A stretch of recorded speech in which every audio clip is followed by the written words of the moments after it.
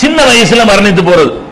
ஒரு 40 வயசு 35 வயசுல மரணிச்சான்னு வைங்க, இவனுக்கு இவன் கெட்ட மௌத்து, இவனுக்கு ஒரு 50 வருஷம் கூட இருக்கலையே, இவன் ஒரு 60 வருஷம் கூட இருக்கலையே, 25ல போயிட்டான 30ல போயிட்டானே என்றெல்லாம் சொல்வார்கள்.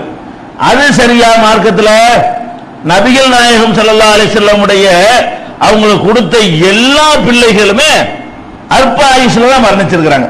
ரசூல் ஸல்லல்லாஹு அலைஹி வஸல்லத்துக்கு அல்லாஹ் கொடுத்தான குழந்தைகள் ஒரு குழந்தையாவது, நம்ம சொல்லுவோம் நீடூழி வாழன்னு சொல்லுவோமே, 16 பெற்று பெருவாழ்வு வாழ்கன்னு சொல்லுவோமே, நல்ல பேரம்பேத்தியெல்லாம் பார்த்துட்டு மூத்தா போங்கன்னு சொல்லுவோமே, அந்த மாதிரியான வாழ்க்கை நபிகள் நாயகம் ஸல்லல்லாஹு அலைஹி வஸல்லம் அவங்களுடைய ஒரு பிள்ளைக்காவது அல்லாஹ் கொடுத்தானா? கொடுக்கல.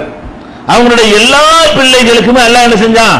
சின்ன வயசுலேயே அற்ப ஆயுள்ங்கிறாங்கல்ல, அற்பமான ஆயுள்ல தான் அவங்க எல்லாம் இறந்து போயிட்டாங்களே தவிர நீண்ட நெடுங்காலம் வாழவே இல்லை. இப்ப நபிகள் நாயகம் ஸல்லல்லாஹு அலைஹி வஸல்லம் உடைய நேற்று கூட நம்ம சொன்னோம், அவங்களுக்கு அபுல் காசிம் என்று ஒரு பேர் இருக்குதுன்னு சொன்னோம். எதனால அபுல் காசிம்? மக்காவில் இருந்த காலத்தில் ஹதீஜா நாயகி மூலமாக அவங்களுக்கு காசிம் என்ற பெயர்ல ஒரு குழந்தை இருந்தது. மக்காவில் இருக்கும்போது மௌத்தா போச்சு. குழந்தை பிறந்ததுதான் உண்மையை தவிர அந்த குழந்தை தகப்பனை கூப்பிடுச்சா கூப்பிடல, அதுக்கு வரலாறு கிடைக்கல. ஆனால் அவங்களுடைய வாழ்க்கையில் அந்த மக்காவில் இருக்கும் பொழுது அபுல் காசிம் சொல்லப்பட்டார்களே, அதை தவிர மதீனாவுக்கு வந்த பிறகு யார் அந்த குழந்தையை பார்த்ததும் இல்லை, அதுக்கு எந்த ஒரு ரெக்கார்டுமே இல்லை. அப்ப நம்ம என்ன வழங்குறோம்? சின்ன வயசுல அவங்களுக்கு கொடுத்த ஆம்பளை பிள்ளைய அல்லாஹ் எடுத்துக்கொண்டான் என்பதை பார்க்கிறோம்.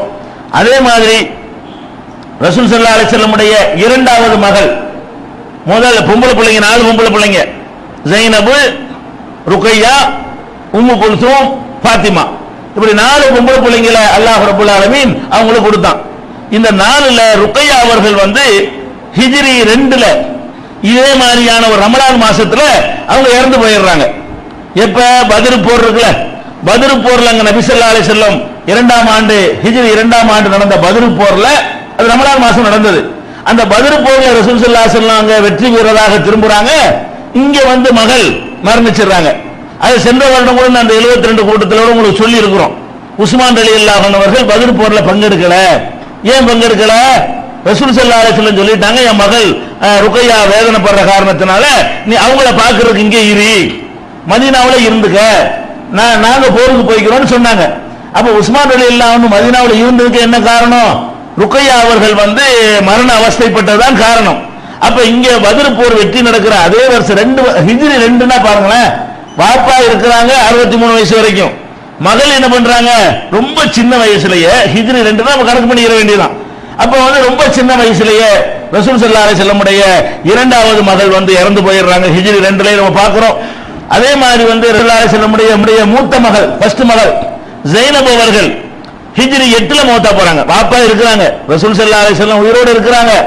பாப்பாவுக்கு 2 வருஷத்துக்கு முன்னாடி அவங்க மௌத்தா போயிடுறாங்க. ரசூல் ஸல்லல்லாஹு அலைஹி வஸல்லம் அவர்கள் ஹிஜ்ரி 10ல மௌத்தா போறாங்கன்னு சொன்னா, அவங்க மகள் ஜைனப் எப்ப மௌத்தா போறாங்க? அவங்களுக்கு 2 வருஷத்துக்கு முன்னாடியே மரணிச்சிடுறாங்க. அப்ப என்ன வயசுன்னு பாத்துக்கிறங்க. ரசூல் ஸல்லல்லாஹு அலைஹி வஸல்லமுக்கு 63 வயசுல மௌத்தா போறாங்கன்னு சொன்னா, ஒரு 30 வயசாவது ஒரு 25 வயசாவது வித்தியாசம் இருக்கும். அப்ப 35 40ல மௌத்தா போறதுங்கிறது என்ன? அற்பாயுஸ் தான் அது.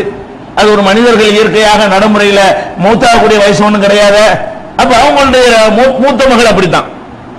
அதே மாதிரி நபி ஸல்லல்லாஹு அலைஹி வஸல்லம் உடைய அடுத்த ஜைனப் உம்மு குல்சூம் மூணாவது மகளையும் உஸ்மான் ரலியல்லாஹு அன்ஹு தான் கல்யாணம் பண்ணி கொடுத்திருந்தாங்க. ருக்கையா இறந்து போன உடனே அந்த மகளுடைய இடத்துல அவங்களுக்கு மறுபடியும் தன்னுடைய மகளை என்ன செஞ்சாங்க?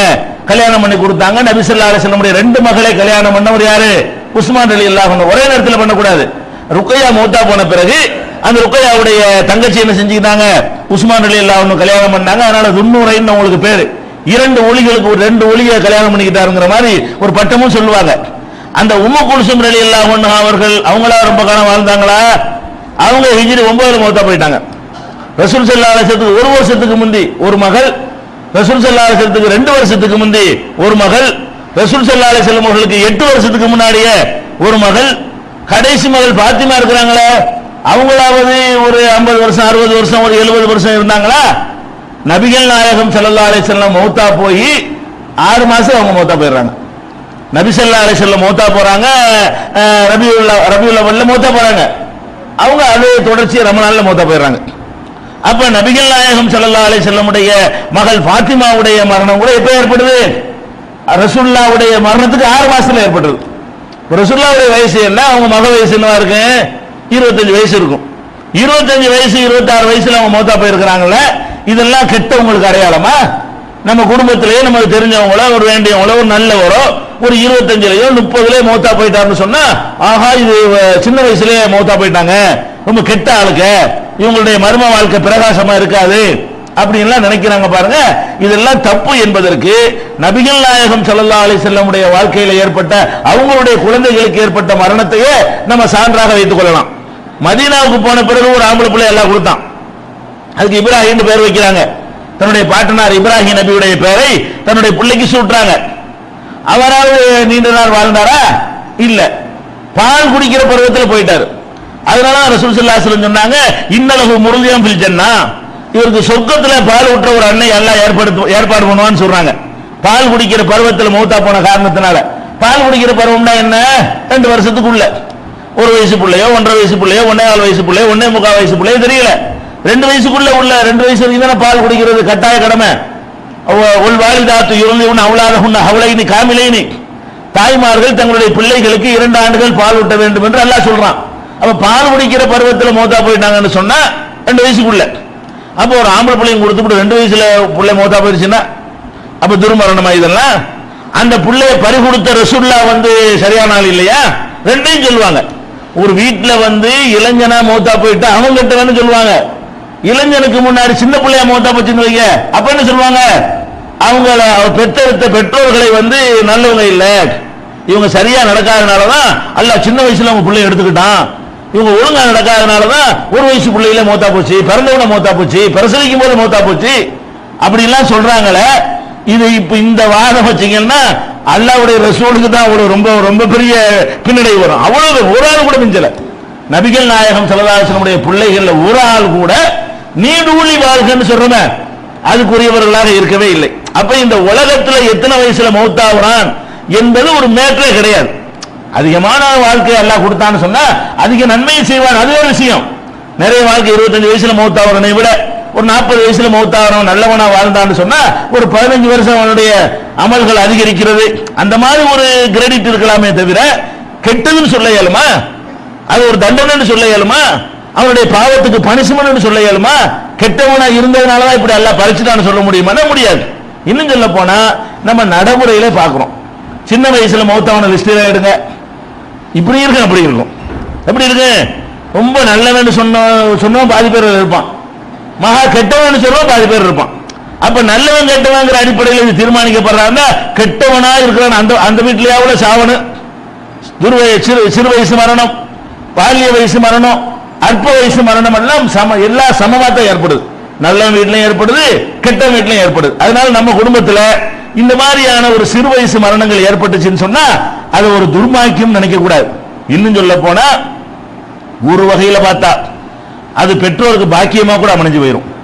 நபிகள் நாயகம் ஸல்லல்லாஹு அலைஹி வஸல்லம் சொல்றாங்க, எந்த ஒரு பெண்மணியாவது 3 குழந்தைகளை பறிகொடுத்தால், பருவ வயது அடையாத 3 குழந்தைகளை, வேற ஒரு அறிவிப்புல பருவ வயது அடையாத 3 குழந்தைகளை, அப்படின்னா 5 வயசுக்குள்ள, 5 வயசுல ஒரு புள்ள, 3 வயசுல புள்ள, 2 வயசுல புள்ளன்னு சொல்லி இப்படி 3 குழந்தைகளை ஒரு பெண் பறிகொடுத்து விடுவாளேயானால், பறிகொடுத்து விட்டு அல்லாஹ்வுக்கு அதை சபூர் செய்து கொள்வாளேயானால் அந்த குழந்தைகள் அவளை நரகத்திற்கு செல்லாமல் தடுக்கிற ஒரு தடையாக நிற்கும்.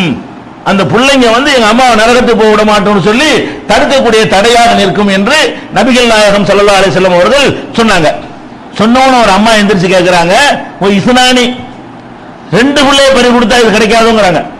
3 பிள்ளையை பறி கொடுத்தவங்களுக்கு இப்படி கிடைக்கும் ரசூலுல்லாஹ் சொன்ன உடனே ஒரு அம்மா எந்திரிச்சு கேட்கிறாங்க, அவங்க 2 பிள்ளையை பறி கொடுத்துருப்பாங்க போல இருக்கு, நமக்கு எது கிடைக்காம போயிருமே நினைச்சுக்கிட்டு என்ன செய்யறாங்க, ஓ இஸ்னானி 2 பிள்ளையை பறி கொடுத்தா அப்படின்னு கேட்கிறாங்க. அப்ப ரசூல் ஸல்லல்லாஹு அலைஹி சொல்றாங்க, ஓ இஸ்னானி 2 பிள்ளையை பறி கொடுத்தாலும் தான் அப்படிங்கிறாங்க. அப்ப புகாரில 1250 இன்னும் ஏராளமான இடங்கள்ல இது பதிவு செய்யப்பட்டிருக்கிறது. இதுல என்ன விளங்குறோம்? சின்ன வயசுல நம்ம பறி கொடுத்தோம்னு சொன்னா அது துர்பாக்கியம் கிடையாது. நம்ம யாரை சின்ன வயசுல இறந்தாலும் என்ன செய்யணும், அதை ஒரு பாக்கியம் ஆக்கிக்கணும். எப்ப அதுக்கு நன்மை எதிர்பார்க்கணும்.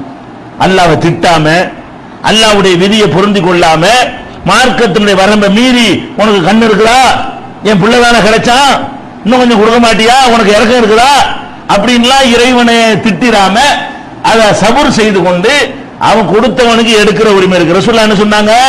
மகன் இப்ராஹிம் இறந்த நேரத்தில் சொன்னார்கள், இன்னலில்லாஹி மா ஆத்தா, கொடுத்தவனுக்கு எடுக்கிற உரிமை இருக்குன்ட்டாங்க. அதான் அவங்க சொன்ன வார்த்தை. தன்னுடைய மகனை பறி கொடுத்த நேரத்தில் நபிகள் நாயகம் ஸல்லல்லாஹு அலைஹி வஸல்லம் சொன்ன வார்த்தை என்ன? அவன் கொடுத்தா அவன் எடுத்துக்கிட்டான், இதுல என்ன மேட்டர், பெரிய மேட்டர்ன்ட்டாங்க. அப்ப அந்த மாதிரி யார் சபர் செய்து கொள்கிறார்களோ அவங்களுக்கு அந்த குழந்தைகளை பறி கொடுத்தாங்களே அதுவே சொர்க்கத்தில் ஒண்ணு சேர்க்கிறோம். அப்ப இது துர்பாக்கியம் கிடையாது, இது ஒரு கேடு கிடையாது, இது அவங்க தரித்திரம் பிடிச்சவங்க என்பதற்கு சான்று கிடையாது. இதை நம்ம என்ன செய்யணும், விளங்கி கொள்ள வேண்டும். இது சின்ன வயசு மரணம் என்பதெல்லாம் ஒரு பிரச்சனையே கிடையாது. சின்ன வயசுலயும் மரணிக்கலாம், பெரிய வயசுலயும் மரணிக்கலாம். அதை வச்சுக்கிட்டு நல்லவன் கட்ட வேண்டும் தீர்மானிக்க இயலாது என்பதை இந்த சான்றுகளில் இருந்து நம்ம அறிந்து கொள்கிறோம்.